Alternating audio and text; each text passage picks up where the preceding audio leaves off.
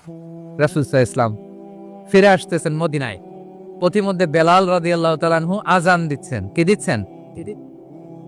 তো পাশে ছিল মুশরিকদের একটা পল্লী, কিছু মুশরিক তরুণ, কিছু অমুসলিম কিশোর, তারা আযানকে ব্যঙ্গ করতেছে। আমাদের বাংলায় মুখ ভেঙ্গানো বলে আর কি। বেলাল রাদিয়াল্লাহু তাআলা আনহু আযান দিচ্ছেন, ওই বাচ্চাগুলো মুশরিক, তো ওরা আযানকে ব্যঙ্গ করতেছে, বিকৃতি করে ওরাও আযান দিচ্ছে। উদ্দেশ্য হচ্ছে আযানকে নিয়ে ঠাট্টা করা। উদ্দেশ্য কি? ঠাট্টা করা। ব্যাপারটা মনে কষ্ট পাওয়ার মতো ব্যাপার না? কিন্তু বিশ্বনবী ওইখানে দেখেন কি খুঁজলেন। বিশ্বনবী খেয়াল করলেন অমুসলিম কিশোরদের মধ্য থেকে একটা কিশোরের গলাটা বড় দরাজ গলা, কণ্ঠটা বড় সুন্দর। খেয়াল করে দেখলেন যে কিছু কিশোর বেলালের আযানকে ব্যঙ্গ করে, বিকৃতি করে, কিন্তু একজনের কণ্ঠ দেখতে পাচ্ছেন না এত দূরে, কিন্তু কণ্ঠটা বড় সুন্দর, দরাজ গলা। বিশ্বনবী সাহাবীদেরকে বললেন, ধরো, এগুলারে ধরো। সবগুলারে ধরে বিশ্বনবীর সামনে আনা হলো। ওরা হাঁটু গেড়ে বসলো। বিশ্বনবী বললেন, তোমাদের মধ্যে কে যেন ব্যঙ্গ করে আযান দিচ্ছিল, তার গলাটা বড় উঁচু, গলার বেসটা বড় মজবুত, মেলোডিয়াস, সুমধুর কণ্ঠ। কে? আবু মাহজুরা বলে, আমার বন্ধুরা সবাই আমার দিকে আঙ্গুল দেখায়, আমি পড়ে গেছি বিপদে। রাসূল সাল্লাল্লাহু আলাইহি ওয়াসাল্লাম বাকি অমুসলিম তরুণদেরকে ছেড়ে দিলেন, বললেন, তোমরা যাও। এবার আবু মাহজুরারে পাইছে। আবু মাহজুরার চুলের মধ্যে হাত দিলেন বিশ্বনবী, মাথায় হাত দিয়ে বললেন, এবার আযান দাও দেখি। আবু মাহজুরা বলে, আমি তো আযান দিতে জানি না, কারণ আমি তো বেলালেরটা শুইনা দিছি, আমার তো মুখস্থ নাই, আমি তো আযান দিতে জানি না। বিশ্বনবী সাল্লাল্লাহু আলাইহি ওয়াসাল্লাম কিভাবে হিউম্যান রিসোর্সকে ম্যানেজ করতেন, মজার কথা আছে কয়েকটা, বলে বিদায় নিন। বিশ্বনবী কিভাবে এই মানব সম্পদকে ম্যানেজ করতেন। বিশ্বনবী he was a very good talent hunter, চৌকস ট্যালেন্ট হান্টার ছিল। কার মধ্যে কি ট্যালেন্ট আছে দেখলেই বুঝে ফেলতেন। সুবহানাল্লাহ পড়বেন না? কি নবী আমরা পেয়েছি! He was a very good talent hunter. আমার নবী, তিনি চৌকস ট্যালেন্ট হান্টার ছিলেন। তার মধ্যে কি প্রতিভা বের করতেন, ওই প্রতিভাকে ইসলামের কল্যাণে কাজে লাগাতেন। সুবহানাল্লাহ বলেন। যাকে যেই জায়গায় সেট করলে ভালো হবে তাকে ওই জায়গায় সেট করতেন। কয়েকজন সাহাবীর জীবনী শোনাই। আবু মাহজুরা রাদিয়াল্লাহু তাআলা আনহু, মক্কার মুয়াজ্জিন, আগে ছিল মুশরিক, পরে হয়েছে মুমিন। উনি কিভাবে মুমিন হইলেন এই ঘটনাটা একটু আপনাদের শোনাতে চাই। তা আপনাদের তো সময় নাই হাতে, হ্যাঁ সময় আছে?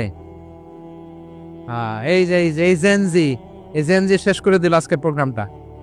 1 ঘন্টা ধাক্কা ধাক্কি করে কেমনে দাঁড়ায় আছে আমি বুঝলাম না।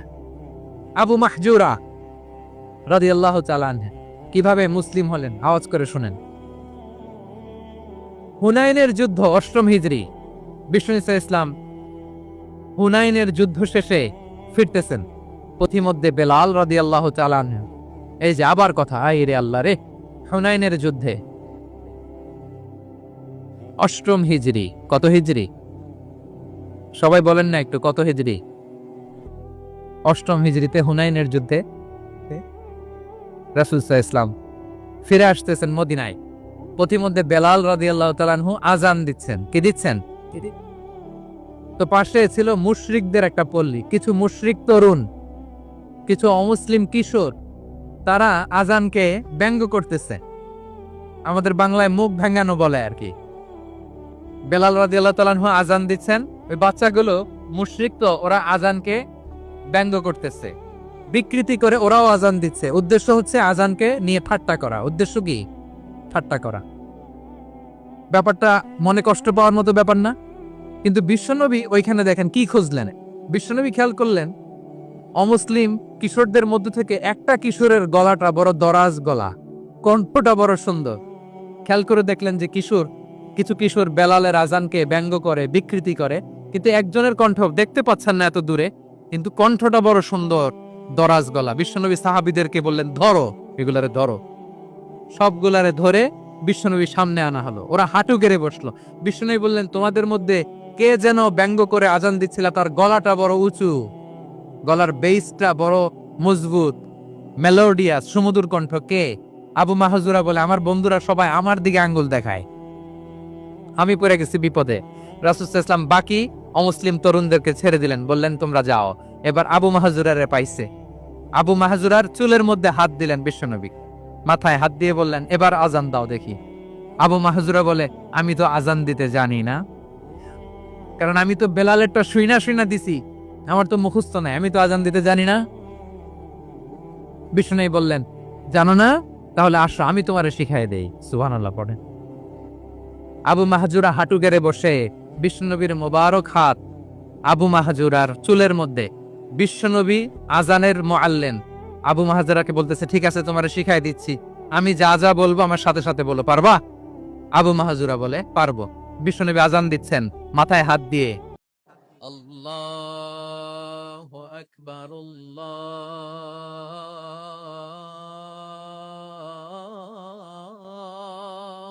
আকবার।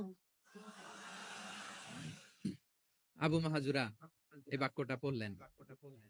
বিশ্বনবী দ্বিতীয় বাক্য পড়তে আরম্ভ করলেন, আল্লাহু আকবার,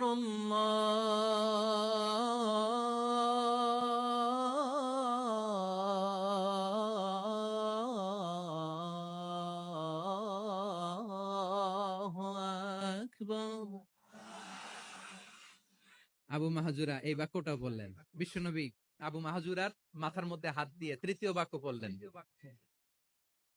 আশহাদু আল্লা ইলাহা ইল্লাল্লাহ।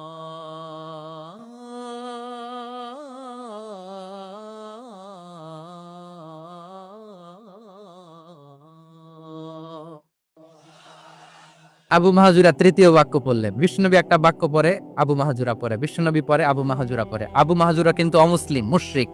আবু মাহজুরা বলে, এক একটা বাক্য পড়ি আমার কলিজাটা গলে ঠান্ডা হয়ে যায়। এতদিন মোহাম্মদকে গালি দিতাম, এখন মোহাম্মদ আমার মাথায় যখন হাত রাখছে আমার সারা শরীর ঠান্ডা হয়ে গেছে।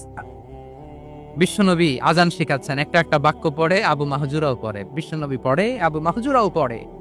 পুরো বাক্যগুলো যখন শেষ, আজান শেষ, আবু মাহজুরাও যখন পুরো আজান পড়লেন, আবু মাহজুরা বললেন, এতদিন মোহাম্মদের চেহারা দেখলে আমার ঘৃণা লাগতো, আজ থেকে মোহাম্মদের চেহারার চেয়ে প্রিয় চেহারা আমার কাছে নাই।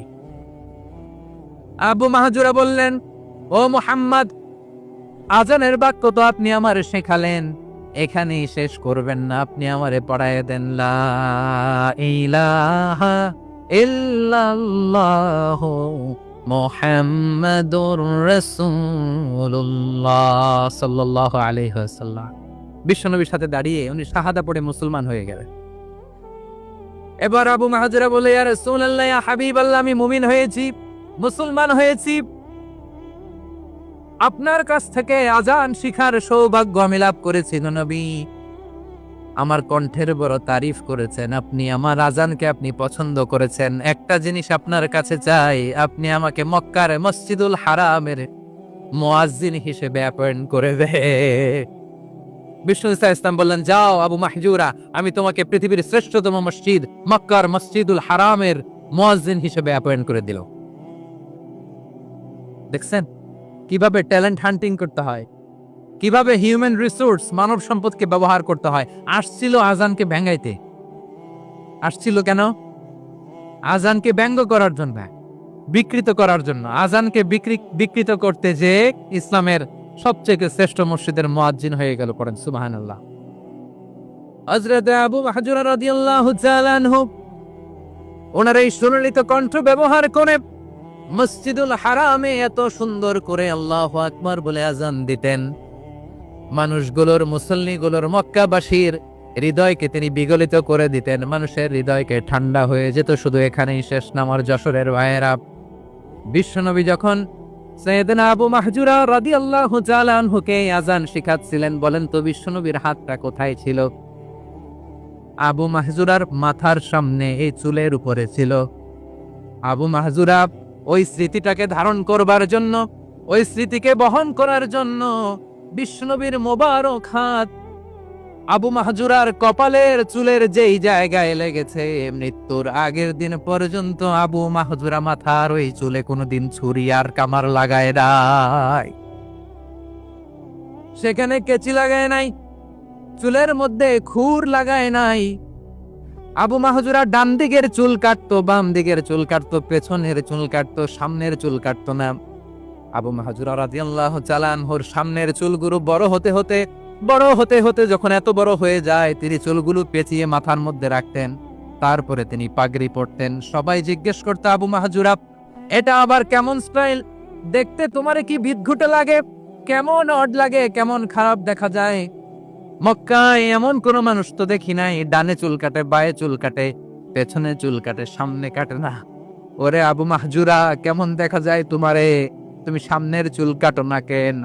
আবু মাহজুরা বলে, আমি হাঁটু গেড়ে পেয়ারা নবীর সামনে বসেছিলাম, আমার এই মাথার চুলের মধ্যে মুবারক হাত লাগিয়ে বিশ্বনবী নিজে আমাকে আজানের প্রতিটা বাক্য শিক্ষা দিয়েছেন।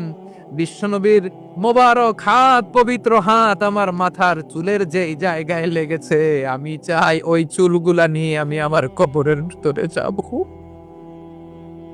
সাইয়েদনা আবু মাহজুরা রাদিয়াল্লাহু তাআলা আনহু ইন্তেকালের আগের পর্যন্ত মাথার সামনের চুলগুলা কাটে নাই। মাথার সামনের চুল তিনি কাটেন নাই। সুবহানাল্লাহ বিহামদি। কেমন ভালোবাসতেন বিশ্বনবী সাহাবীদেরকে, সাহাবারা কেমন ভালোবাসতেন বিশ্বনবীকে। সামনের চুলগুলো বড় হতে হতে এত বড় ছিল, পেঁচিয়ে রেখে পাগড়ি পরতেন, কাটতেন না। নবীর হাত লেগেছিল। সুবহানাল্লাহ পড়ে। তাহলে what is the lesson? Moral of the story কি? মোরাল অফ দ্য স্টোরি হচ্ছে, আসছিল আজানকে ব্যঙ্গ করার জন্য, বিকৃত করার জন্য, হয়ে গেল মসজিদুল হারামের মুয়াজ্জিন। দেখেন বিশ্বনবী একটা খারাপ সিচুয়েশনের মধ্যে থেকে কি ভালো জিনিস বের করে আনলেন। আমি যে শুরুতে বলেছি কিভাবে তিনি হিউম্যান রিসোর্সকে ডেভেলপ করেছেন, ম্যানেজ করেছেন। তিনি যে চৌকুশ ট্যালেন্ট হান্টার ছিল, দেখেন সবার মধ্যে থেকে এরে বাছাই করে মুয়াজ্জিন বানাই দিয়েছেন। সুবহানাল্লাহ পড়েন। তার মানে এই না সবাইরে ধরে ধরে উনি মুয়াজ্জিন বানাইছেন। যার যেই ট্যালেন্ট আছে তাকে ওই কাজে অ্যাসাইন করেছেন। যার যেই প্রতিভা আছে তার প্রতিভাকে ইসলামের কাজে লাগিয়েছেন। সুবহানাল্লাহ পড়েন। যায়েদ বিন সাবিত রাদিয়াল্লাহু তাআলা আনহু, নাম শুনেছেন? যশোর, কথা বেরোয় না। যদি জিজ্ঞাসা সালমান খানের নাম শুনছেন, সবাই হাত তুলবে, জি হুজুর শুনছি, মানে সব দেখা শেষ। সালমান খান, আমির খান, অমুক খান, সব খান মুখস্থ, কিন্তু যায়েদ বিন সাবিতের নাম মুখস্থ নাই মুসলমানদের। যে সাহাবী মাথার সামনের চুল কাটে নাই, মসজিদুল হারামের মুয়াজ্জিন বানাইছেন বিশ্বনবী, সাহাবীর নাম কি? খায়া ফেলাইস, স্লোগানের সাথে খায়া ফেলাইস। আবু মাহজুরা। কি নাম? আবু মাহজুরা আল জুমাহি রাদিয়াল্লাহু তাআলা আনহু। এই নামটা আজকে নিয়ে যাইতে হবে যশোর। আবু মাহজুরা রাদিয়াল্লাহু তাআলা আনহু। 2 নম্বরে বলছিলাম যায়েদ বিন সাবিত রাদিয়াল্লাহু তাআলা আনহু। বিশ্বনবী দেখলেন মদিনার এই আনসারী সাহাবী হাইলি ট্যালেন্টেড, ইন্টেলেকচুয়াল, মেরিটোরিয়াস, জ্ঞানের প্রতি তার আকর্ষণ, মারাত্মক আকর্ষণ। বিশ্বনবী তাকে দায়িত্ব দিলেন, কোরআন যা নাজিল হয় তুমি লিখো, কাতিবুল ওহী বানায় দিলেন। সুবহানাল্লাহ। যায়েদ বিন সাবিতরে আবার আজান শিখান নাই, কারণ তার মধ্যে বিশ্বনবী প্রতিভা দেখেছেন, একাডেমিক প্রতিভা। বিশ্বনবীর একাডেমিক প্রজেক্টগুলো তিনি হ্যান্ডেল করতেন। যায়েদ বিন সাবিত ছিল বিশ্বনবীর ব্যক্তিগত সচিব। কি ছিল? ব্যক্তিগত সচিব। বোঝেন নাই? বিশ্বনবীর ব্যক্তিগত সচিব এবং দোভাষী। ইহুদিরা কিছু লিখে দিলে এটার অর্থ বিশ্বনবীরে বুঝায় দিতেন। আবার ইহুদিদের কাছে কিছু লিখতে হলে তিনি লিখে দিতেন। বিশ্বনবী একদিন বললেন, ইন্নী ওয়াল্লাহি মা আমানু ইয়াহুদা আলা কিতাব। ইহুদিরা যে চিঠি পাঠায় অর্থ তো বুঝি না, আরেক ইহুদি আইনে অর্থ করা লাগে।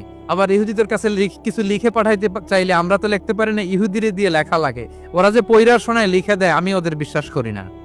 আমার নিজের একজন লোক দরকার। বিশ্বনবী যায়েদ বিন সাবিতকে চুজ করলেন ল্যাঙ্গুয়েজের জন্য। উনি বললেন, যায়েদ তোমার সফট স্কিলকে ডেভেলপ করতে হবে, তুমি হিব্রু ল্যাঙ্গুয়েজ শিখে ফেলো। যায়েদ বিন সাবিত বলল, বিশ্বনবীর মোটিভেশন আর ইন্সপিরেশন পেয়ে আমি 15 দিনে ইহুদিদের এই হিব্রু ল্যাঙ্গুয়েজ শিখে ফেললাম। শুধু শিখে ফেললাম না, হাত্তা হাযিকতু, even I became master in the language.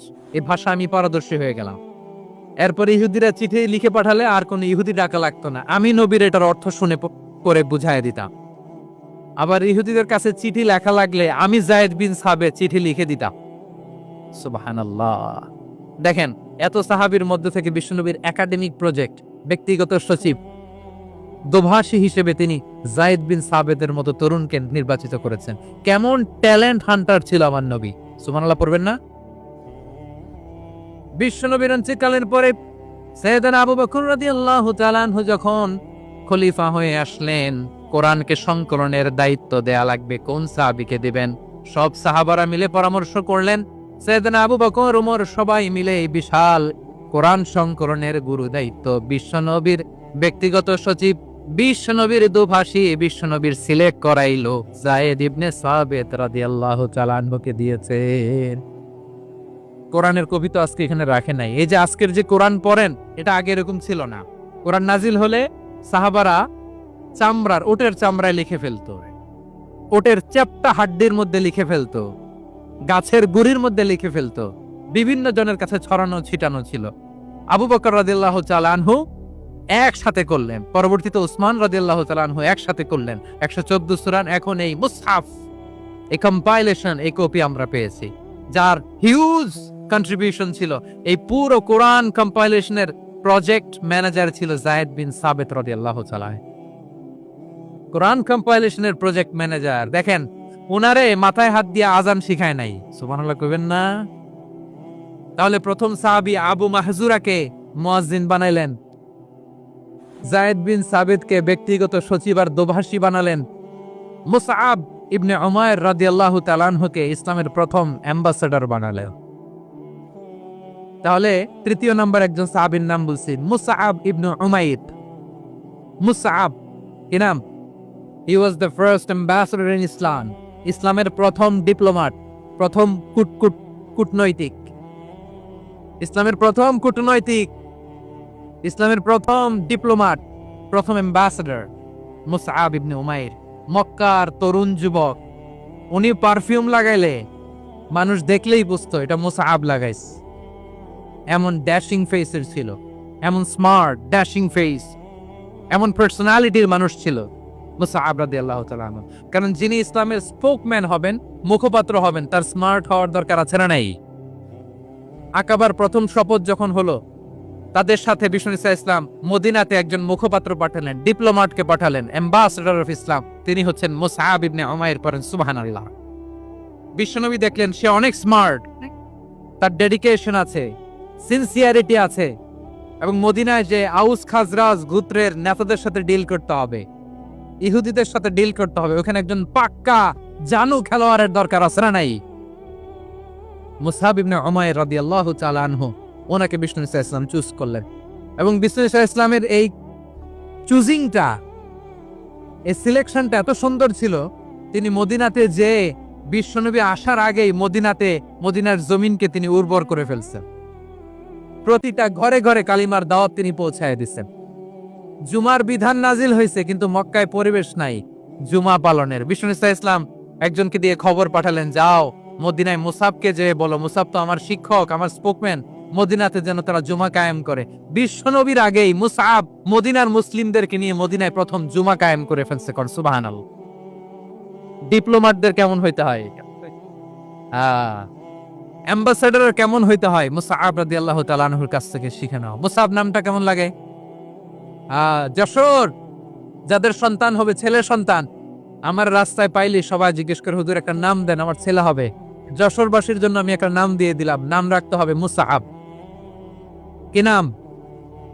নামটা যাদের ভাল লাগে, ছেলে সন্তান অনাগত আসবে, মনে চাইলে নাম রেখে দিবেন মুসআব রাদিয়াল্লাহু তাআলা আনহুর নামে মুসআব। তাহলে মুসআব রাদিয়াল্লাহু তাআলা আনহুকে বিশ্বনবী ল্যাঙ্গুয়েজ শিখান নাই, সফট স্কিল শিখান নাই।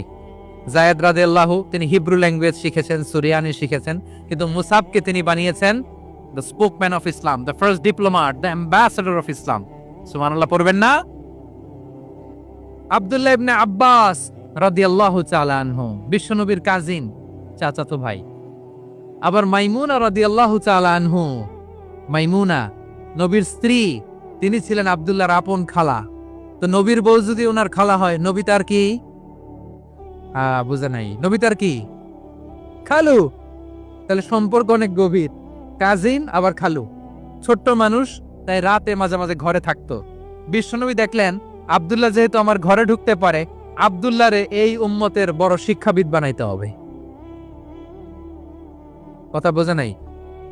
আব্দুল্লাহকে কি বানাইতে হবে? শিক্ষাবিদ, এডুকেটর অফ দিস উম্মাহ, এই উম্মার শিক্ষাবিদ বানাইতে হবে। তাই আব্দুল্লাহ ইবনে আব্বাসকে বিশ্বনবী হাতে কলমে শিক্ষা দিয়েছেন।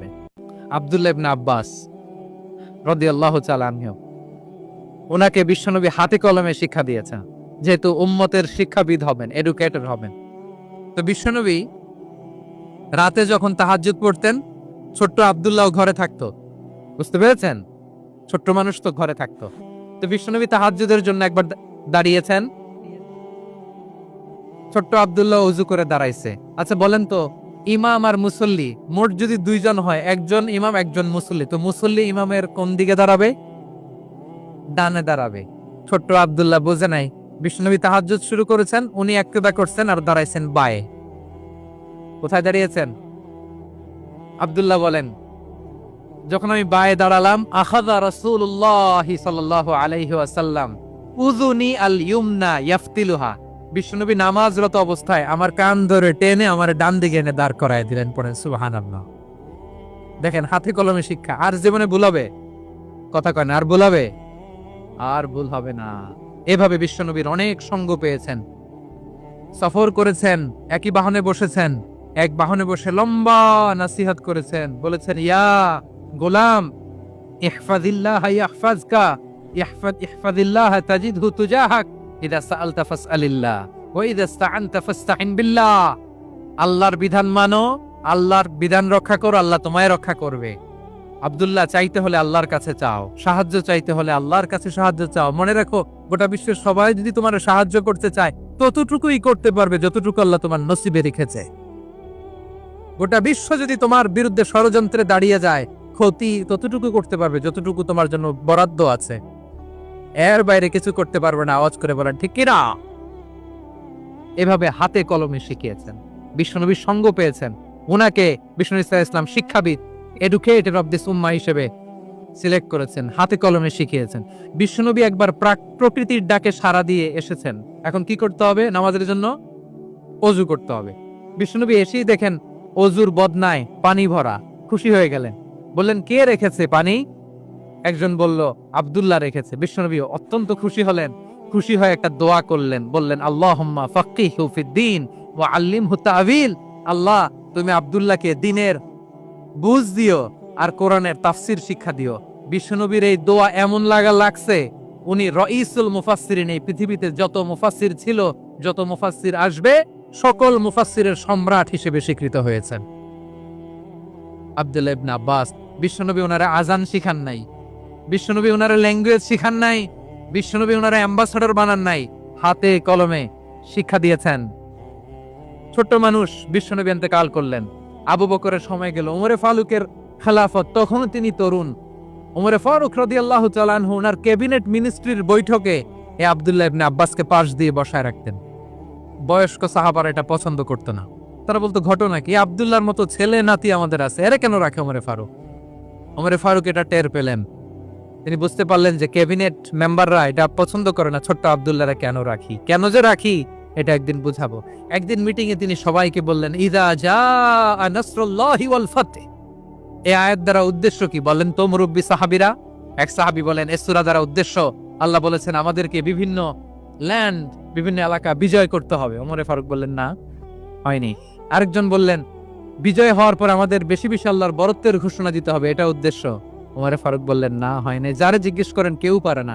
সব শেষে বিশ্বনবী ছোট্ট আব্দুল্লাহরে বলেন, আব্দুল্লাহ, ইদা জাআ নাসরুল্লাহি ওয়াল ফাতহ, এর দ্বারা উদ্দেশ্য কি বলো তো? ছোট্ট আব্দুল্লাহ বলেন, হুয়া আজালু রাসূলিল্লাহ। এই আয়াত দ্বারা বিশ্বনবীর বিদায়কে উদ্দেশ্য নেওয়া হয়েছে। ওমরে ফারুক বললেন, হাদা হুয়া, এটাই তো সঠিক উত্তর, এটাই সঠিক তাফসীরে আয়াতের। কারণ ইদা জাআ নাসরুল্লাহি ওয়াল ফাতহ, যখন আল্লাহর সাহায্য আর বিজয় আসবে, ওয়া রাআইতান নাসা ইয়াদখুলুনা ফি দীনিল্লাহি আফওয়াজা, আপনি দেখবেন দলে দলে, ঢলে ঢলে, বানের পানির মতো মানুষ ইসলামের দিকে ঢুকতেছে, ইসলামের বিজয় হয়েছে। তো ইসলামের বিজয়ের মিশন নিয়ে নবী আসছে, বিজয়ী যখন হয়ে গেছে, এখন তো নবীর বিদায় হবে। জোরে বলেন ঠিক কিনা? কোন সাহাবী এই সূক্ষ্ম কথাটা ধরতে পারে নাই, ওই আব্দুল্লাহ ছাড়া। আব্দুল্লাহ যখন উত্তর দিছে, সব সাহাবীদের টনক নড়েছে। এরপর থেকে কোনো ক্যাবিনেট মিটিং এ আর কোনো সাহাবারা কোনো প্রশ্ন করে নাই, আওয়াজ করে পড়ে সুবহানাল্লাহ। বিশ্বনবী আব্দুল্লাহ ইবনে আব্বাসকে দ্য এডুকেটর অফ দ্য উম্মাহ, উম্মার শিক্ষাবিদ হিসেবে গ্রহণ করেছেন। আওয়াজ করে পড়তে হবে আল্লাহু আকবার। সাহাবীদের নামগুলো মনে থাকবে? 1 নম্বরে আবু মাহজুরা, মুয়াজ্জিন বানাইছেন। যায়েদ ইবনে সাবিত, দোভাষী, ট্রান্সলেটর অফ প্রফেট, এবং তিনি ছিলেন বিশ্বনবীর ব্যক্তিগত সচিব। Musab ibn Umair, the first ambassador and diplomat of Islam. Abdullah ibn Abbas, এই উম্মার সবচেয়ে বড় এডুকেটর, শিক্ষাবিদ। আরেকজন ছিল আব্দুল্লাহ ইবনে মাসউদ রাদিয়াল্লাহু তাআলা। 2 আব্দুল্লাহ, আব্বাস গেল, আরেকজন হচ্ছে মাসউদ। মক্কার তরুণ, ছাগল পালতো মুশরিকের বিশ্বনবী আর আবু বকর রাদিয়াল্লাহু তাআলা আনহু একবার গেলেন, যে দেখে এই তরুণ দাঁড়ায় আছে। বিশ্বনবী বলেন, আমি খুব ক্ষুধার্ত, তোমার কাছে কি দুধ আছে ছাগলের? আব্দুল্লাহ ইবনে মাসউদ বলে, আছে। ওয়ালাকিন আনা মু'তামান, কিন্তু যে দুধ আছে এটা আমানতের, আমি দিতে পারবো না। বিশ্বনবী এইটা শুনেই তারে টার্গেট করে ফেলছে। আনা মু'তামান, দুধ আছে কিন্তু এটা আমার মালিকের, আমি তো দরদ দেখায় আমার মালিকের দুধ, আপনি পথিক, আপনারে দিতে পারি না। বিশ্বনবী টার্গেট করে ফেলছেন, এরে আমার কাজে লাগাইতে হবে। বিশ্বনবী বললেন, আচ্ছা ঠিক আছে, দুধ দিও না, কিন্তু এমন ছাগি আছে কিনা যেই ছাগির সাথে কোনো ছাগলের মিলন হয় নাই, তার ওলানে দুধও আসে নাই, বাচ্চাও নাই, এরকম ছাগির থেকে যদি আমি দুধ খাই তাহলে তো সমস্যা নাই। বলতেছে, এরকম ছাগির থেকে দুধ খাইলে সমস্যা নাই, কারণ এরকম ছাগির ওলান থেকে দুধ আসবেও না। বলতেছে, ঠিক আছে, এরকম একটা ছাগি নিয়ে আসা হলো। বিশ্বনবী বিসমিল্লাহ বলে ওই ছাগির ওলানে হাত দিলেন। হাত দিতে দেরি, পুরো ওলানটা দুধে ভরে যেতে দেরি হয় না। বিশ্বনবী আর আবু বকর রাদিয়াল্লাহু তাআলা আনহু দহন করে পেট ভরে খেলেন। এই দৃশ্য আব্দুল্লাহ ইবনে মাসউদের হৃদয়ে দাগ কাটলো। এই মুজিজা দেখে তিনি বললেন, আশহাদু আল্লা ইলাহা ইল্লাল্লাহ ওয়া আশহাদু আন্না মুহাম্মাদুর রাসূলুল্লাহ। তিনি ষষ্ঠ মুসলিম ছিলেন, 6 নম্বর মুসলমান। ওনাকে টার্গেট করে বিশ্বনবী দেখলেন এমন ইন্টেলেকচুয়াল ব্রেন, সূক্ষ্ম সূক্ষ্ম জিনিস বুঝে বেশি, ফিকহি জ্ঞান ওনার মধ্যে বেশি। বিশ্বনবী ওনাকে কোরআনের জ্ঞান শিক্ষা দিতে লাগলেন। উনি বিশ্বনবী সবার কাছে কোরআন শোনায়, কিন্তু বিশ্বনবী নিজে আব্দুল্লাহ ইবনে মাসউদের কাছ থেকে কোরআন শুনতো। বিশ্বনবী একবার বললেন, ইকরা আলাইয়া ইয়া মাসউদ। ইবনে মাসউদ, একবার শোনাও তো কোরআন দেখি। আব্দুল্লাহ ইবনে মাসউদ বলে, আকরাউ আলাইকা ওয়া আলাইকা উনজিল। নবী, আপনার উপর কোরআন নাজিল হয় আর আমি আপনার সামনে কোরআন পড়ব। বিশ্বনবী বললেন, ইন্নী উহিব্বু আন আসমাআহু মিন গায়রি। আমি নিজে পড়তে যেমনি ভালোবাসি, অন্যে পড়ুক আমি শুনবো, এটাও আমি ভালোবাসি। সূরা নিসা তিনি তেলাওয়াত করে শুনিয়েছেন। এমন সূক্ষ্ম সূক্ষ্ম বিষয় বিশ্বনবী উনাকে ধরিয়ে দিয়েছেন। উনি হয়ে গিয়েছেন, আব্দুল্লাহ ইবনে আব্বাস হয়েছেন রাইসুল মুফাসসিরিন, ওই হয়ে গিয়েছেন ফাকিহুল উম্মাহ। ওনার চাইতে বড় ফকি এই পৃথিবী আর দেখবে না। চিল্লায় বলেন সুবহানাল্লাহ। উনি বলতেন, ওয়াল্লাহি ওয়াল্লাহি ইল্লাযী লা ইলাহা গায়রু মা উনজিলাত সূরাতুন ইল্লা ওয়া আনা আ'লামু আইনা উনজিলাত ওয়া ফীমা উনজিলাত। বিশ্বনবী এমন ভাবে কোরআনের দার্স আমাকে দিয়েছেন, কোরআনে যত সূরা নাজিল হয়েছে, যেখানে নাজিল হোক না কেন আমি জানি এটা কোথায় নাজিল হয়েছে এবং কোন প্রেক্ষাপটে নাজিল হয়েছে। এমন একটা সূরা নাই যে সূরার কোথায় নাজিল হয়েছে আমি মাসুদের জানা নাই, কোন প্রেক্ষাপটে নাজিল হয়েছে আমার জানা নাই। এরকম ঘটবে না। চিল্লায় বলেন আল্লাহু আকবার। এই আব্দুল্লাহ ইবনে মাসউদ রাদিয়াল্লাহু তাআলা ওমর ফারুকের সময় কুফার চিফ জাস্টিস ছিলেন। কুফা নগরীর চিফ জাস্টিস বুঝেন নাই? বিচারপতি। কি ছিলেন? সবাই বলে নাই, কি ছিলেন? বিচারপতি ছিলেন। এবং ওনার যে ফিকহি জ্ঞানের ধারা, এটাই আলকামা, ইব্রাহিম আন-নাখাই, হাম্মাদ ইবনে সুলাইমান হয়ে ইমাম আবু হানিফা পর্যন্ত পৌঁছেছে। এবং ওনার ফিকহি জ্ঞানের ধারাই হানাফি মাযহাবে অ্যাকসেপ্ট হয়েছে। আজও এগুলো হানাফি মাযহাবে চর্চিত হয়। হানাফি মাযহাবের সব ফিক আব্দুল্লাহ ইবনে মাসউদের ফিকহি জ্ঞানের ধারা থেকে নেওয়া হয়েছে। চিল্লায় পড়েন সুবহানাল্লাহ। তাহলে ওনাকে বিশ্বনবী বানিয়েছেন জুরিস্ট, আইনবিদ, ফকিহ। ওনারে আজান শিখান নাই। হিউম্যান রিসোর্স ডেভেলপমেন্ট কিভাবে করবেন, মানব সম্পদের উন্নয়ন কিভাবে করতে হয়, কিভাবে যার যেখানে প্রতিভা কাজে লাগাতে হয় উনি দেখিয়েছেন। সুবহানাল্লাহ পড়বেন না? খালিদ বিন ওয়ালিদ নাম শুনছেন? কে কে শোনেন নাই হাত তোলেন। কি ছিলেন? বীর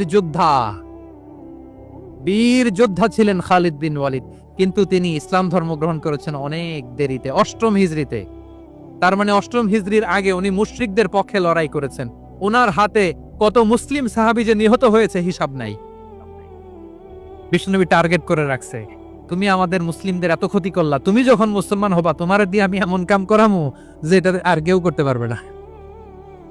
সুবহানাল্লাহ নাই। খালিদ বিন ওয়ালিদ রাদিয়াল্লাহু তাআলা আনহু ৮ম হিজরিতে মুসলিম হয়েছেন মক্কা বিজয়ের আগে। তো মক্কা বিজয়ের আগে যখন মুসলিম হয়েছেন, এর আগে কি করছেন? কাফিরদের সাথে যুদ্ধ করেছেন।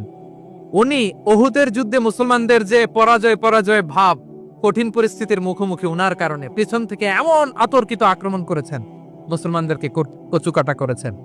৮ম হিজরিতে আল্লাহ তাআলা হেদায়েতের নূর দিয়ে ওনার হৃদয়টাকে উজালা করে দিলেন। লা ইলাহা এটা এমন বাণী যার হৃদয়ে একবার টাচ খাবে, এইটা থেকে সে আর পালিয়ে বেড়াতে পারে। ঝিনুকের ভেতর লুকিয়ে থাকে যেমন মতি, ঝিনুকের ভেতর লুকিয়ে থাকে যেমন মতি, কলমা শাহাদাতে আছে আল্লাহর জ্যোতি, কলমা শাহাদাতে আছে আল্লাহর জ্যোতি। ঠিক কিনা বলেন? মক্কা বিজয়ের আগে মুসলিম হলেন, হওয়ার পরেই বিশ্বনবীর টার্গেট ফুলফিল হলো। ওই যে টার্গেট করে রেখেছেন আর দোয়া করেছেন, খালিদ বিন ওয়ালিদ যদি মুসলিম হয় তাকে আমি মিলিটারি চিফ বানাবো। ওনাকে আজান শিখান নাই, ওনারে কান ধইরা নামাজের এই মাথা থেকে ওই মাথা আনান নাই, ফিকহি কোরআনের সূক্ষ্ম তাফসীর ওনারে শিখান নাই, অ্যাম্বাসেডর বানান নাই। বিষ্ণু ইসলাম উনাকে সামরিক অভিযানে প্রেরণ করেছে। সামরিক অভিযানে তিনি প্রেরণ করেছেন। উনার জীবদ্দশায় উনার নেতৃত্বে যতগুলো যুদ্ধ হয়েছে, একটা যুদ্ধেও তিনি পরাজয় বরণ করেন নাই।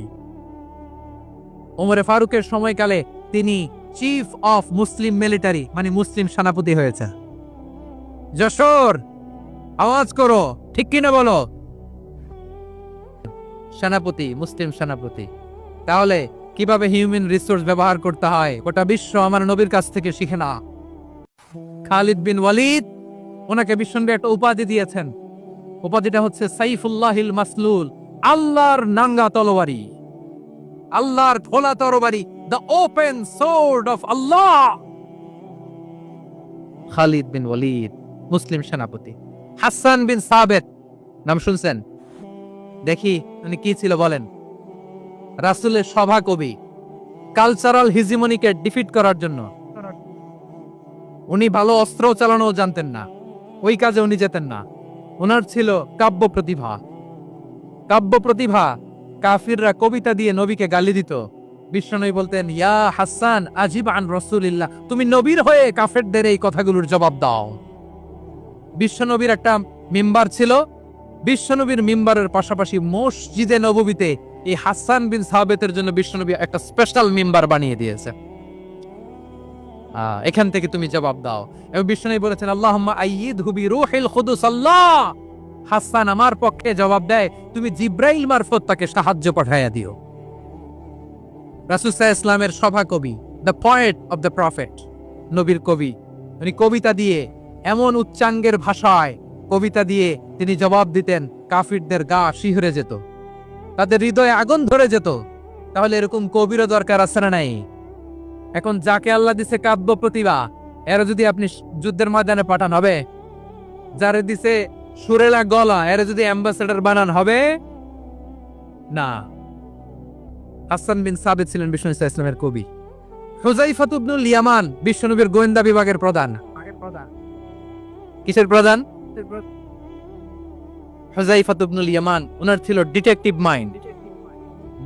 মাইন্ড, গোয়েন্দা বিভাগের প্রধান। এবং উনি হচ্ছেন সাহিবু সিররি রাসূলিল্লাহ, রাসূল সাল্লাল্লাহু আলাইহি ওয়াসাল্লামের গোপন তথ্যের ধারক বাহক। নবীর যেই কথা কেউ জানে না, সব হুযায়ফার পেটের ভিতরে ছিল। সুবহানাল্লাহ পড়েন। মদিনার যত ইহুদিদের একটা লিস্ট ছিল, এই লিস্ট শুধু দুইজন জানতো, বিশ্বনবী আর হুযায়ফা। সুবহানাল্লাহ পড়বেন না? তাহলে উনাকে কোন দায়িত্ব দিছে? কোন বিভাগ? যশোর আওয়াজ করো, কোন বিভাগ? গোয়েন্দা বিভাগের হেড ছিল। খন্দকের যুদ্ধে প্রচন্ড আজকের মতো শৈত্য প্রবাহ, মাটি খনন করতে করতে সাহাবীদের পেটে ক্ষুধা নাই, দাঁড়াইতে পারে না নামাজের জন্য, এত ক্লান্ত, ক্লান্ত শ্রান্ত। বিশ্বনবী বললেন, কে আছো? এই কঠিন শীত, এই ভয় আর ক্ষুধার মধ্যেও খন্দকের পরিখার টপকে শত্রু শিবিরে যে আমাকে তথ্য দিবা, কে আছো? কারো গায়ে শক্তিই নাই যে দাঁড়াবে, কেউ দাঁড়ায় না। বিশ্বনবী তখন নিজে হুজাইফাকে ডাক দিলেন, হুজাইফা, যে আমাকে আজকে শত্রু শিবিরের তথ্য এনে দিবে সে জান্নাতে আমার মোরাফাকা, আমার সঙ্গী হবে। হুজাইফা রাদিয়াল্লাহু ইবনুল ইয়ামান জীবনের ঝুঁকি নিয়ে এই ক্ষুধা, শৈত্য প্রবাহ, কোল্ড ওয়েভসকে উপেক্ষা করে পরীক্ষা টপকে শত্রু শিবিরে যে সবার কথাগুলো চুপে চুপে শুনে বিশ্বনবীর দরবারে এসে গোয়েন্দাদের মতো তথ্য সরবরাহ করেছে। বিশ্বনবীর গোয়েন্দা বিভাগের প্রধান হুজাইফা ইবনুল ইয়ামান ইন্টেলিজেন্স বিভাগ চালাতেন। মুনাফিকদের নাম ওনার কাছে ছিল। মুআয ইবনে জাবাল মদিনা রাষ্ট্রের সবচেয়ে সিনিয়র আমলা ছিলেন। আমলাতন্ত্র চেনেন তো? প্রশাসনিক কাজ যারা চালায়, অ্যাডমিনিস্ট্রেশন বুঝেন না? The department of administration. মদিনার রাষ্ট্রের সিনিয়র আমলা মুআয ইবনে জাবাল মুতাখাসসিসুন ফিল হালাল ওয়াল হারাম, হালাল হারামের স্পেশালিস্ট ছিলেন। বিশ্বনবী উনাকে ইয়ামানের গভর্নর করে পাঠায়েছেন। বলেছেন, ইন্নাকা তা'তি কওমান আহলা কিতাব, এমন গোষ্ঠীর কাছে যাবা যারা ইহুদি নাসারা, আগে শাহাদা পড়লে এরপরে নামাজের দাওয়াত দিও, নামাজ পড়লে যাকাতের দাওয়াত দিও। গভর্নরের অ্যাটিটিউড যেমন থাকে তেমন অ্যাটিটিউড ধরে রেখো। সুবহানাল্লাহ পড়েন। তাহলে মুআয ইবনে জাবালকে দিয়ে বিশ্বনবী কবিতা লেখায় নাই, চিঠি লেখায় নাই, আজান দেওয়ায় নাই। সুবহানাল্লাহ পড়বেন না? সব শেষ সাহাবী বলি আবু হুরায়রা রাদিয়াল্লাহু তাআলা, নাম শুনছেন? বিড়ালের বাবা। কি করতেন? খালি হাদিস মুখস্থ করতেন। উনি বলতেন, আলজামু রাসূলুল্লাহ আলা মিল ইবাতনি, আমার শুধু পেটের ক্ষুধার বন্দোবস্ত হইলে আমি নবীর সঙ্গ ছাড়তাম না। আমার আনসার সাহাবারা ক্ষেত খামারের কাজ করত, আমার মুহাজির সাহাবারা ব্যবসা করত, আর আমি নবীর সাথে সাথে থাকতাম। শুধু সকাল বিকাল দুই বেলা যদি আমার খাবারের বন্দোবস্ত হয় আমি আর নবীর লক ছাড়ি না। সুবহানাল্লাহ কইবেন না? 5374টা হাদিস তিনি বর্ণনা করেছেন। সবচেয়ে বেশি হাদিস বর্ণনাকারী সাহাবী। হাদিস প্রিজার্ভেশনের কাজে বিশ্বনবী ওনাকে কাজে লাগিয়েছেন। উনি একদিন বলেন, ইয়া রাসূলুল্লাহ আসমাউ মিনকা কাসীরান ফালা আহফাজু, নবী অনেক কথা শুনি আমার মনে থাকে না। বিষ্ণু বললেন, তাই? তুবসুত রিদাক, তোমার চাদরটা বিছাও। আবু হুরায়রা বিছালেন, বিশ্বনবী হাত বুলায় দিলেন, এরপরে অনেক হাদিস বর্ণনা করলেন। আবু হুরায়রা বলে, তারপর থেকে বিশ্বনবী যাই বর্ণনা করে আমি শুনি আর একটাও বলি না। এখন সুবহানাল্লাহ। বিশ্বনবী উনাকে হাদিস প্রিজার্ভেশন, নবীর এই যে লক্ষ্য হাদিস প্রিজার্ভেশনের এই দায়িত্ব দিয়েছেন সাইয়েদনা আবু হুরায়রা রাদিয়াল্লাহু তাআলা আনহুকে। প্রিয় ভাইরা, তাহলে 10 জন সাহাবীর কথা যে বললাম, আপনারা কি খেয়াল করেছেন কত বড় ট্যালেন্ট হান্টার, চৌকস ট্যালেন্ট হান্টার ছিল আমার নবী। এক একজনের এক এক ট্যালেন্ট এক এক কাজে অ্যাসাইন করেছেন, এক একজনকে এক এক দায়িত্ব দিয়েছেন, এক একজনের প্রতিভাকে এক এক ভাবে বিকশিত হওয়ার সুযোগ দিয়েছেন। আওয়াজ করে বলেন ঠিক কি না? এখন আমার পর্দার আড়ালে আমার মায়েরা বলবে, এতগুলো পুরুষ সাহাবীর কথা বললো, নারী সাহাবীরা কি কিছু করে নাই? হ্যাঁ, একজন নারী সাহাবীর কথা বলে মোনাজাত হবে, দোয়া ছাড়া কেউ যাব না। রুফাইদা আল আসলামিয়া রাদিয়াল্লাহু তাআলা আনহা, ওনার বাবার নাম সাআদ আল আসলামি। বিশ্বনবী কি খেয়াল করলেন দেখেন, সাআদ ছিল মদিনার বড় ডাক্তার। এই নারী সাহাবী রুফাইদা বাবার কাছ থেকে চিকিৎসা বিদ্যা শিখেছেন। যখন শিখছে, বিশ্বনবী দেখলেন আমার তো প্রতি সপ্তাহে সপ্তাহে যুদ্ধে আহত সাহাবীদের সেবা দিবে কে? বিশ্বনবী রুফাইদাকে বললেন, রুফাইদা তুমি মসজিদে নববীর পাশে একটা মেডিকেল ক্যাম্প কর। এই যে সাকিনা আদ্দিন মেডিকেলের আমার ছাত্রী বন্ধুরা, শুনে রাখো, তোমাদের আইকন হচ্ছে রুফাইদা আল আসলামিয়া।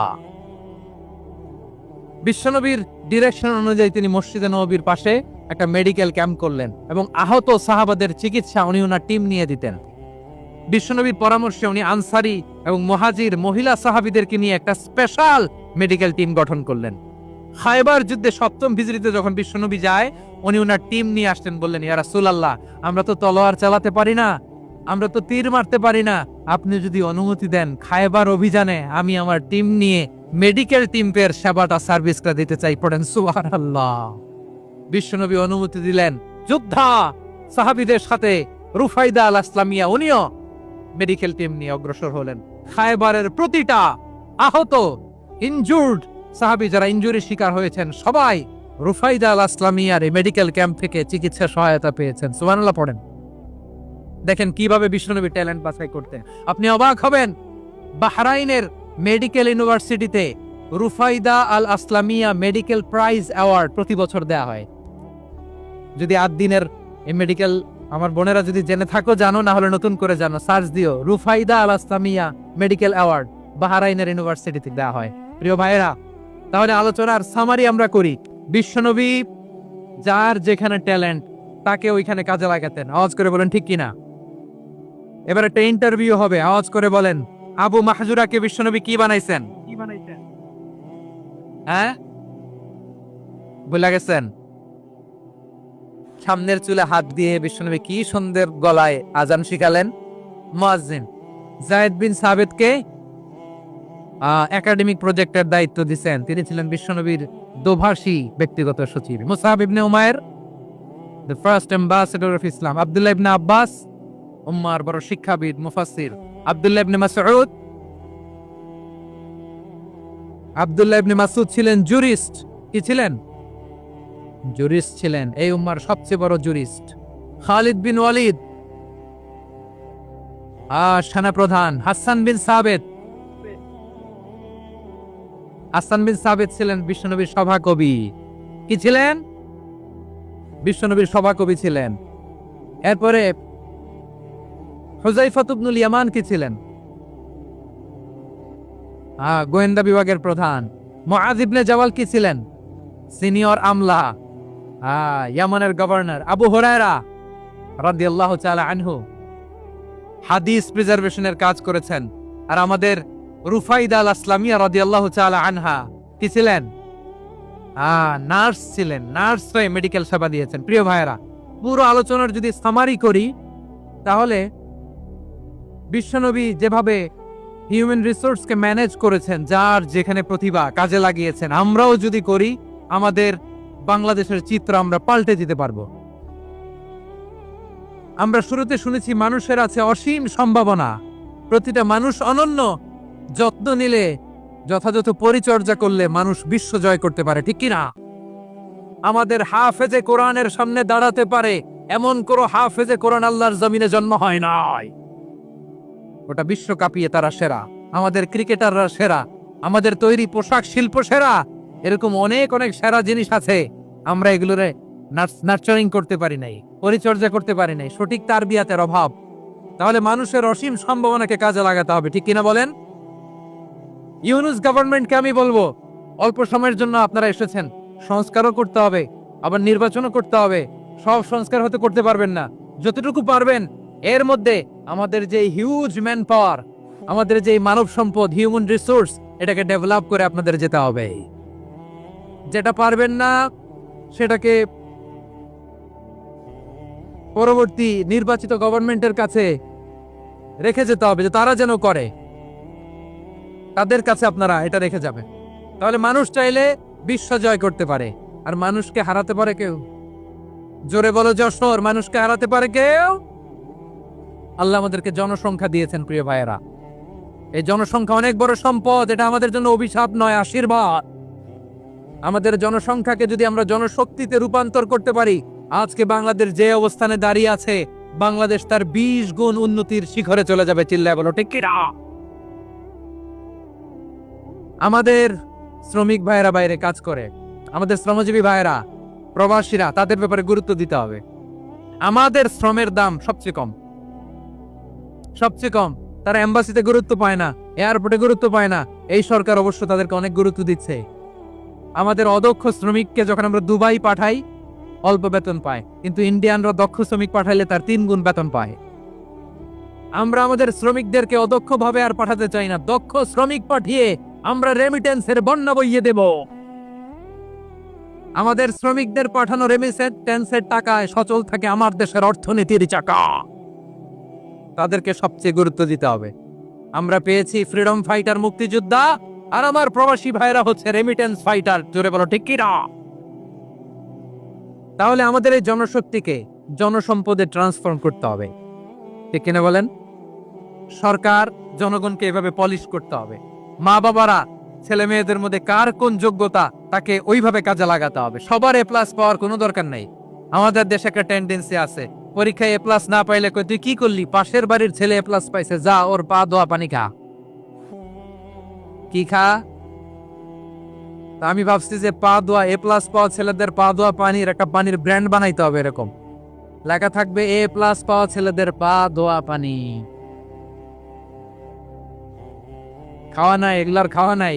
ওরে আল্লাহ এ প্লাস পাওয়ার জন্য বানাইছে, আর আপনার ছেলেকে এই এ প্লাস গুলারে নিয়ন্ত্রণ করার জন্য আল্লাহ বানাইছে। ওকে দিয়ে আল্লাহ কি করবে আপনি জানেনই না। একটা এ প্লাস, একটা এ গ্রেড একটা মানুষের জীবনকে ঠিক করে দিতে পারে না। আপনার ছেলেকে আল্লাহ অন্যদিকে যোগ্যতা দিয়েছে। ওদের মনোবল ভাঙবেন না, খবরদার খবরদার। ছেলে মেয়েদের মনোবল ভাঙবেন না। যাকে দিয়ে যেটা হবে তাকে দিয়ে সেটা করতে হবে, তার প্রতিভাকে সেভাবে কাজে লাগাতে হবে। তাহলে বাংলাদেশ, আমাদের এই জনসংখ্যা জনসম্পদে রূপান্তরিত হবে। আমাদের সরকারের তত্ত্বাবধানে আমাদের 18 কোটি জনগণ দক্ষ জনশক্তিতে রূপান্তরিত হোক। আমরা চাই কি চাই না? আমরা ভালো মানুষ, শ্রেষ্ঠ মানুষ হতে চাই কি চাই না? ওই জাপানিজদের মতো সৎ, ওই ইউরোপিয়ানদের মতো কালচার্ড। আমাদেরকে আল্লাহ তাআলা কোরআন সুন্নাহ অনেক কিছু দিয়েছেন। যেহেতু বর্তমানে আমরা দেখছি তারা সৎ, তাদের মধ্যে ভ্যালু আছে, সেগুলো আমাদের মধ্যে আনার দরকার আছে না নাই? আর ইসলাম দিয়ে আমাদের জীবনকে সাজাতে হবে। ইসলাম দিয়ে আমার পরিবারকে সাজাতে হবে। ইসলাম থেকে, কোরআন থেকে প্রেসক্রিপশন না নিলে জীবন সুন্দর হবে না। কোরআন থেকে প্রেসক্রিপশন না নিলে সমাজ সুন্দর হবে না। কোরআনের প্রেসক্রিপশন না মানলে রাষ্ট্র সুন্দর হবে না। কোরআনের প্রেসক্রিপশন অ্যাপ্লাই না করলে শুধু দুর্নীতি দমন কমিশন দিয়ে দুর্নীতি বন্ধ করা যাবে না। এজন্য কোরআনের আইন আমরা চাই কি চাই না? প্রিয় ভাইয়েরা, হিউম্যান রিসোর্স ডেভেলপমেন্ট, মানব সম্পদের উন্নয়ন, আমাদের সরকার যেন এদিকে নজর দেয়। আমরা যেন এই ব্যাপারে যত্নবান হয়ে উঠি। যাকে আল্লাহ যে যোগ্যতা দিয়েছে, এই যোগ্যতা দিয়ে আমরা যেন ইসলামের জন্য, দেশের জন্য কাজ করি। আমরা যেন আমাদের স্কিল ডেভেলপ করি, আমাদের পটেনশিয়ালকে ডেভেলপ করি। মোরালিটি, ভ্যালিউজ নিয়ে শায়েখ আহমদুল্লাহ আলোচনা করেছেন। এগুলো দিয়ে যেন আমরা আমাদেরকে সাজাই। আল্লাহ তাআলা আমাদের দেশকে তুমি নিরাপদ করো, আমরা পড়ি আমিন। আল্লাহ আমার 18 কোটি জনগণকে তুমি জনশক্তিতে রূপান্তরিত করো, আমিন। আল্লাহ আমরা হাতে হাত রেখে, কাঁধে কাঁধ মিলিয়ে, ভাইয়ে ভাইয়ে যেন এই দেশকে গড়তে পারি, আল্লাহ তুমি তৌফিক দান করো, আমরা পড়ি আমিন। আমার প্রিয় মহিউদ্দিন ভাই বলেছেন, হুজুর এমন একটা ঘোষণাপত্র দিয়ে যাবেন আজকের এই ঐতিহাসিক যশোরের প্রোগ্রামে, যেটা গোটা বাংলাদেশে মানুষ এটার উপর আমল করে। আমি যে কথাটা বলেছি এটাই, আসুন আমরা আমাদের জনসংখ্যাকে জনসম্পদে ট্রান্সফর্ম করি। আমাদের জনসংখ্যাকে আমরা যেন জনশক্তিতে রূপান্তরিত করি। জনসংখ্যাকে ট্রান্সফর্ম করে জনশক্তি দিয়ে আমরা যেন আগামীর বাংলাদেশ, স্বাধীন বাংলাদেশ 2.0 কে গড়ে তুলি। আল্লাহ তাআলা আমাদের সবাইকে কথাগুলো বোঝার, আমল করার তৌফিক দান করুন। এই জেনজি, ক্ষমা করে দিও আমাকে, অনেক দমক দিছি, বকা দিছি। আল্লাহ তোমাদেরকে করুক, কবুল করুক, যশোরবাসীকে কবুল করুক, আদ দিনকে কবুল করুক, এই মেডিকেল কলেজকে কবুল করুক। ইসলামের জন্য বাদ ভাঙা এই জোয়ার এবং উচ্ছ্বাসকে আল্লাহ তাআলা কবুল করুক। হাযা মা ইনদি ওয়াল ইলমু ইনদাল্লাহ, আলাইহি তাওয়াক্কালতু ওয়া ইলাইহি উনীব। সুবহানাকাল্লাহুম্মা ওয়া বিহামদিকা আশহাদু আল্লা ইলাহা ইল্লা আনতা আস্তাগফিরুকা ওয়া আতুবু ইলাইক।